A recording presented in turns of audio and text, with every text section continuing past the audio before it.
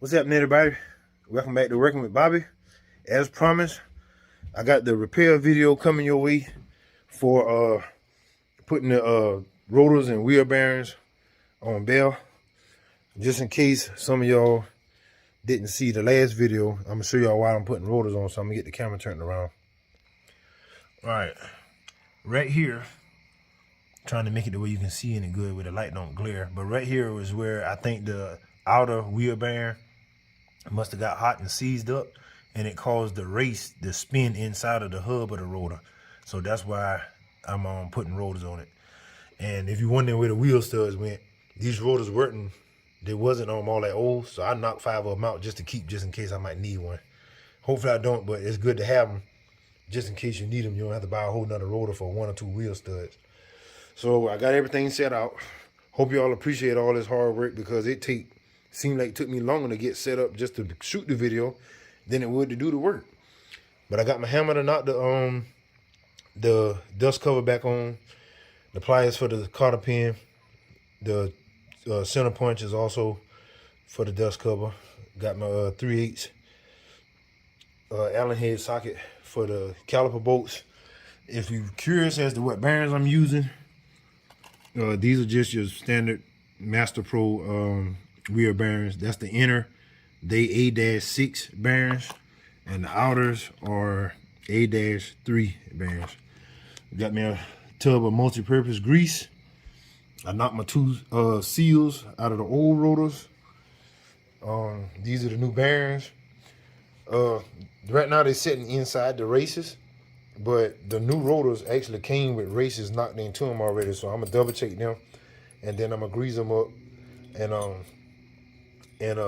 and get these packed and get them ready to put on.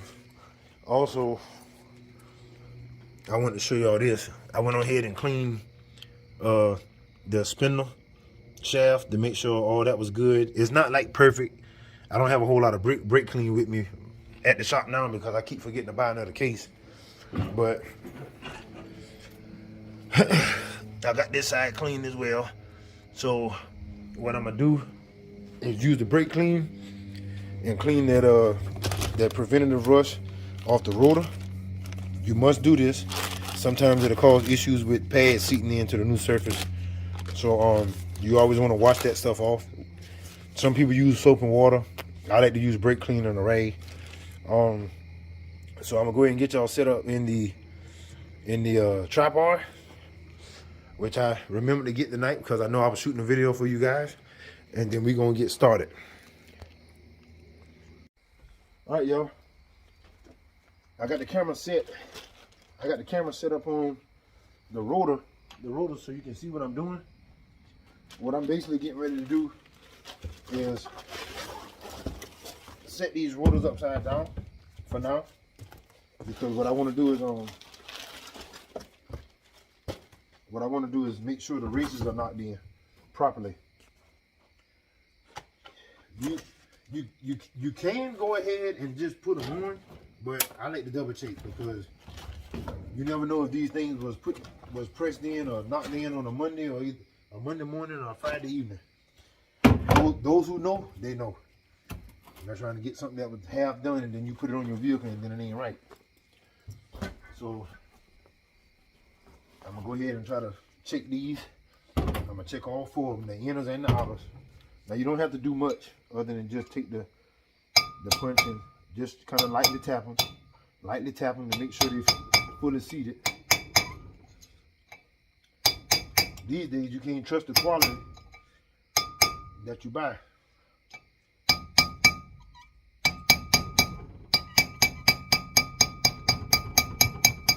Now I'm not hitting them too hard. All I'm pretty much doing is just making sure that the race, which is what the bearing ride on, is fully seated. It don't take nothing fancy. You just want to keep it on away from the surface that the rollers ride on. Just lightly tap the hammer, just to make sure. That's all I'm really doing. Now I'm gonna take this brake clean and what I'm gonna do is I'm gonna hit the surface and just wash it off. I have to be careful because I ain't got much left in this can. This is my last can, so you don't need to use the whole can on the rotor. Just take it and wipe the preventative rust stuff off the surface. You don't want that on your brake pads.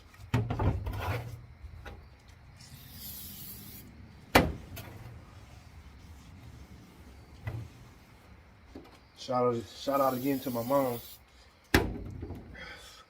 for the gloves, because I definitely gonna need them for this video, y'all. I don't like that grease in my hand.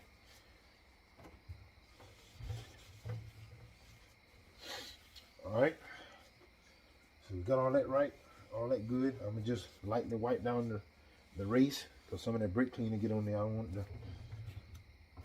don't think it'll hurt the surface or nothing. It ain't set on there long enough to do nothing bad, but I try to be extremely clean when I do all my work, because I take that kind of pride in it. All right, now what we're gonna do is we're gonna leave these over here, and I'm gonna take y'all to the other side, and we getting ready to no, that's the trash. It's already over there. We're gonna get ready to get our hands a little greasy. So I ain't even gonna pause y'all. I'm gonna pick the whole tripod up, take y'all over here. All right, I don't need the brake cleans. Man, I got y'all looking at the wall. Excuse me, y'all. I'm gonna have to pause you now. I didn't want you to see all that. All right, y'all, we back. Now, sorry about all that, but by show of hands, who does not know how to properly pack a bearing? Hopefully none of y'all raise your hand. But if somebody did, what you want to do is you want to take the cone side of the bearing, okay? See, it's got the conical shape. You want to take, I like to take either the index finger or the middle finger, and I go like this. All right, you can hear it shaking. It's pretty quiet out here tonight other than the crickets and whatnot. But you hear it shaking. What I do, you get a big glob of multi-purpose, and what I do is I catch it in one hand, and then I take it, and I take it and pack it, and I work my wrist just like this. Now, you do have bearing packers that you can buy. I get all that, but my dad taught me when I was a kid, and I prefer that method because that's what I'm comfortable with. Are there faster ways of doing it? Of course, because you can put it inside the packer, and when you press it down, it actually forces the grease in it in a circular motion all at one time, and it's very efficient. I just don't see the need in investing in one because I can take grease and put it in one hand, and take it and pack it, work my way around, and then put grease on the outside and then get ready to put it back together. So what I'm gonna do, I'm not gonna let y'all watch me do all 4 bearings. I'm gonna do the time lapse type thing, and then I'll show you the end result, and then we'll get ready to put grease in the rotor, and then we'll get ready to put them on the truck, and I'll show you how to check the end plate and properly tighten down the lock nut so you don't burn your bearings up again. So I'm gonna get this time lapse started, and then we're gonna get the packing.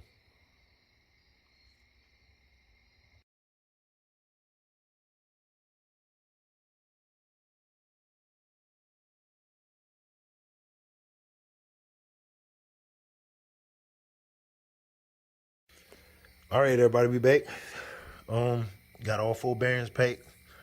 If you could see what I was doing in the time lapse, then you know that's what I was doing.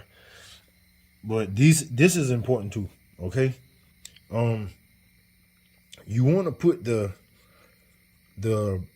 inner bearing in and then knock in the seal, which I'm going to show y'all. But I'm just telling you what I'm going to do before I do it. You're going to have to put the outer bearing here, and then you're going to have to knock the seal in place. Then you can add your grease, add your outer, and then get ready to put it onto the vehicle. Whichever vehicle it is. Of course, mine is this young lady right here. So what I'm going to do is I'm going to get y'all set up so you can watch me do that, because I want to show you everything just in case it's something that don't know. So just bear with me while I get the tripod moved and set up so you can watch me do my thing on the other side of the shop. All right, y'all. If you think I might be using too much grease, let's just say that I'm trying to make sure I don't burn up my bearings again. So you take you some grease and you put on the inside of the race. I'm gonna put some on the spindle as well, but you got to make sure that you lubricate that race real good. Then what you want to do, you want to do this on both rotors. Just take you a generous amount and make sure you got some grease on the race itself. I took it all the way in the rotor as well. That way there's something in there if it's needed.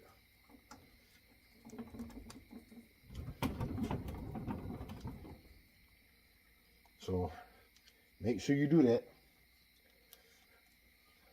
Some may say, oh, you're going overboard, you're putting too much. Look here. I don't want the bearing to burn up again.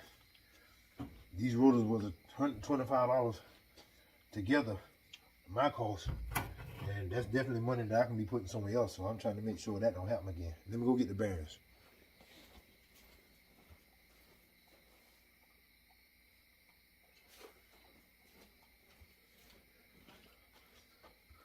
So what you want to do, set the bearing down in there, comb first, same thing on this one, and try to be careful not to get no grease on the actual brake rotor surface.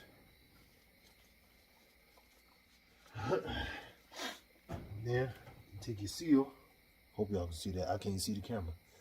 Take your seal, and then just tap that in place.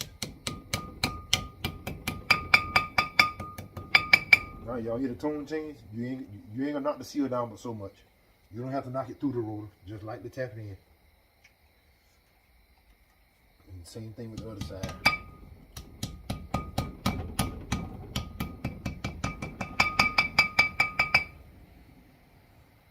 All right, now, some people might go ahead and put the rotor on the vehicle at this time.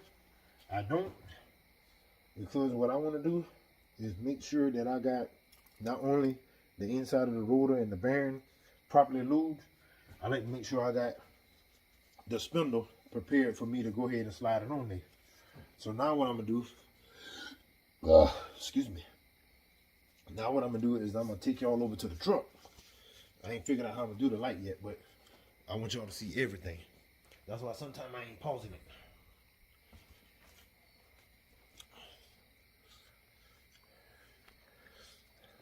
Alright, I might have to pause this. But I need to shorten these legs. Yeah, y'all don't need to see that. Alright, y'all, we back. I'm set up for y'all to watch. I'm gonna just show y'all one side. I ain't gonna let y'all see the other side because I'll be virtually doing the same thing. But make sure your spindle shaft is nice and clean. Take you some more grease. Slather it up on there.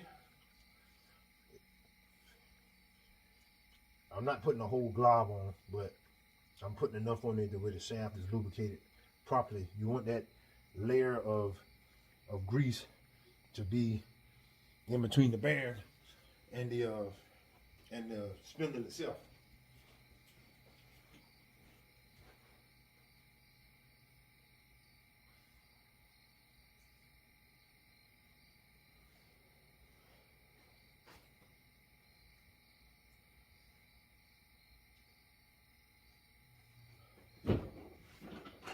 Alright, I had to go get the outer bearing so I can prepare to put the rotor on. What we're going to do is we are going to prepare the rotor to go onto the spindle.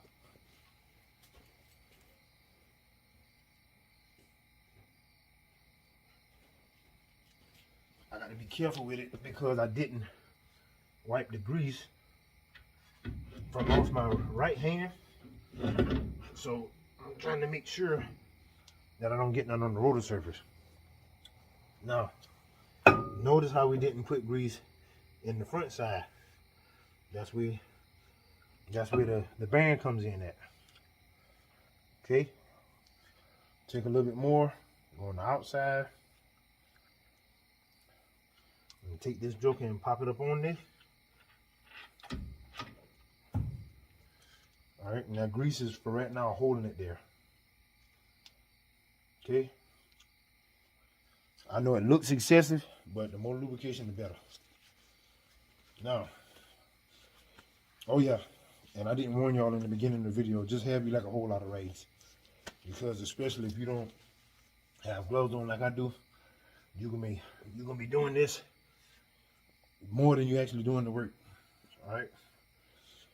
Now, you put your washer. I don't know if y'all can see. Let me get this closer where you can see it. Take your washer, face it the right way. There's a groove that's in this made into the spindle. That groove is designed to hold the bearing in place. All right. Then you're gonna take your lock nut or your capsule nut. I hope y'all can see this. It's hard for me to see the view on my phone because I got that shield,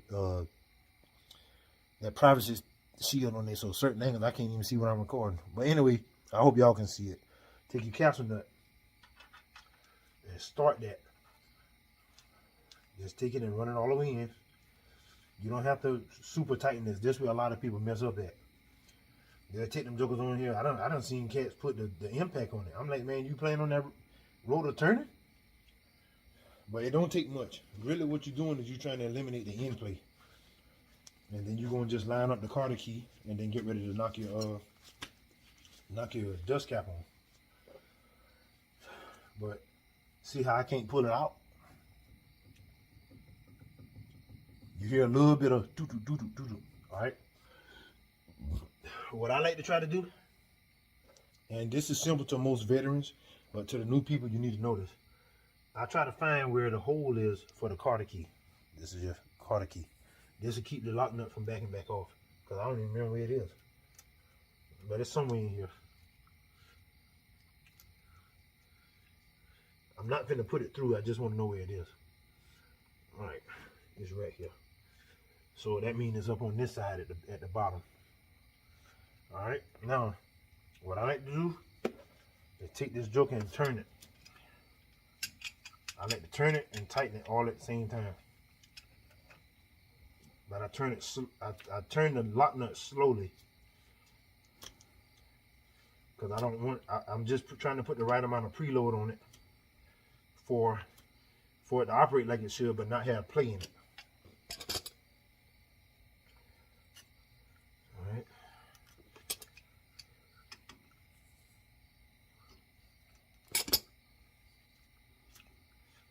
I gotta find the doggone hole again now.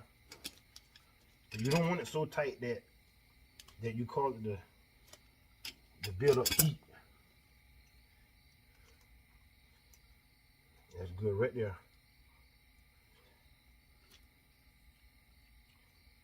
Now, take your Carter key, go back through the spindle, lock it in place. Clean your hands for the millionth time.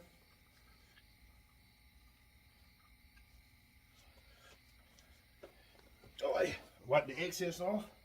Now I gotta find my hammer so I can knock the dust cap on.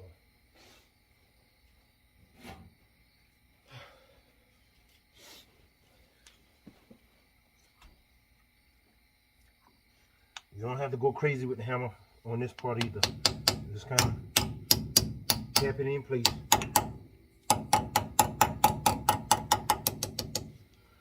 Light taps.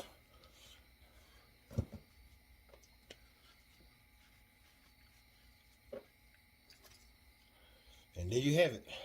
That's how you install a new rotor, pack your bearings, and complete the installation. Now, I still have to put my calipers and pads on, put on the tire and all that. So I'm sure if y'all got to this point, you already know how to do that. So what I'm gonna do is I'm gonna go ahead and do the same thing to the other side, or rinse and repeat as they call it, and then we're gonna sit down and talk about the what we did. All right, y'all, we back. Got it all put back together. I just wanted y'all to see it. You know, for those who don't know, like I always keep saying in the video, I know it sounds like I'm beating a dead horse, but it's a lot of y'all in my viewer, or subscribers or supporters or whatever that don't know certain things, so I'm trying to help people. But got it all put back together. Make absolutely sure you tighten your caliper bolts. Make sure there's no looseness. I'm gonna show y'all what I used to complete the job. Okay, 3/8. I showed you in the other video, but 3/8 Allen head socket. You can use an Allen wrench if you don't have access to some of this stuff. The C clamp is out because I had to press the brake caliper piston back in because this new rotor surface, which is thicker than the old ones, and I had to get clearance to get the pads and caliper back on. I use this for, you can use an adjustable wrench, but that's fine too. I use that for the lock nut on the spindle. You saw why I had the center punch, Carter key, and hammer. And this is what's left. 2 old rotors. And these are actually new races, but I ain't gonna need them, so that's probably going to my scrap metal bin. But I'm gonna go ahead and get these beauties here put back on and bolt it back up. Get the floor jack up on it and get my big rage out from under there, and I'm gonna set this old gal down on the ground and see how the brake pedal feel. So once I do that, then I'm gonna cut y'all back on and we're gonna talk about some stuff. All right, yeah. Bell is back down on the floor. I'm gonna need that jack floor jack still, because I got to take the rotors off my mama car. But I'm going to talk with y'all, get this brake pedal pumped up, and then get ready for my next set of work to do. So let me get y'all turn. All right, what did we learn? It's not as hard as it looks. I hope that this video gave somebody the confidence to do this thing themselves. I'm not trying to take no money out of no shop or mechanic's pocket or nothing like that. But what I am trying to do is encourage, which is what this channel and this page is all about, is encourage people to get out in the garage, in the driveway, in the shop, and do this thing themselves. Now, even I don't know how to do a whole lot of stuff on vehicles. I mean, I do it for a living. I like this hot rod type stuff, as you know, because it's a passion of mine. But I want anybody that has a mind and ear to listen to say, hey, you can do it. If I can do it, you can do it. Yes, this was a kind of sort of basic video. There was nothing like tedious or time consuming, like measuring for all clearances, you know, when you're putting the engine together. But the way I see it, anything you do on a car is, it does have a certain safety aspect to it. So what I just did, even though it's simple to me, it may be scary and difficult to somebody else. So I'm trying to be a blessing to that one person, if it's only one. So without getting long-winded about it, you know, I always try to encourage you guys in the comment section on my videos, let you know, hey, if I'm doing it, you can do it.